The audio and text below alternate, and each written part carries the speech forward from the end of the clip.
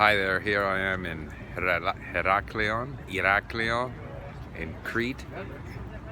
It's day 2. It has been wonderful. Rarely have I had such a positive reaction from people when I speak their language. So the 6 months or so that I've put into learning Greek has been well worth it. Very friendly, very proud of their island. Yesterday we visited the museum where a lot of the artifacts from the Minoan civilization are kept. That was fascinating. Then today we went to Knossos, went there by taxi, our taxi driver just explaining everything about the island, how proud he is and everything else.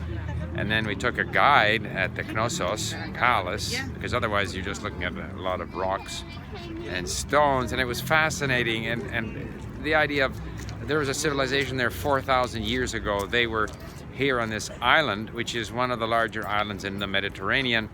They were peaceful. They traded with mainland Greece, and particularly with Anatolia, with call it Asia Minor, and a lot of even people came from there. A lot of their culture came from there. There was a lot of trade with that Mesopotamia, also with Egypt. And so they were part of this sort of network in the Eastern Mediterranean. They developed their own very advanced culture because they were a wealthy trading country, because they had these influences, because it was peaceful, because they had wise rulers, whatever. And to see their, for example, the plumbing, call it, system where they collected rainwater, they had a flush toilet, they had a way to deal with wastewater.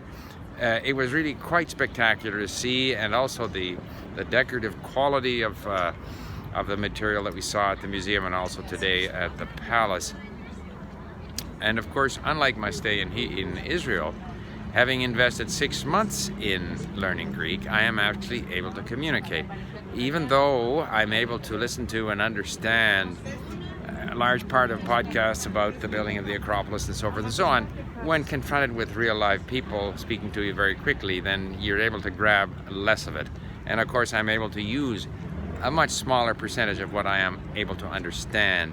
And here I'm traveling with a couple from Vancouver who are Chinese, so I spend most of my time speaking Chinese, not speaking Greek, so that the degree to which I can activate my Greek here is not quite what I was able to enjoy in Lviv, Ukraine, where I had a Ukrainian tutor 3 hours in the morning, 3 hours in the afternoon for 6 days, and was speaking a lot of Ukrainian. Here I'm not speaking so much Greek, but I'm enjoying the company of our friends. I am speaking some Greek, but it reminds me that in order to, like, for example, in Israel, I put a little bit of effort into it, but the idea that you can suddenly start saying things is, there's some people enjoying my selfie video here.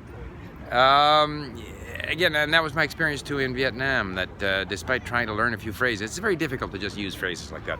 If you have a better base in the language, such as I have in Greek, then you can very quickly catch up with sort of the basic greeting and just polite conversation type of stuff. If I were here, if I had an opportunity to speak a few hours a day, I think the rest of my Greek would activate. But if I find that opportunity, I might maybe do a conversation with someone in Greek later on. Anyway, there you have it. That's my video for today. Bye for now.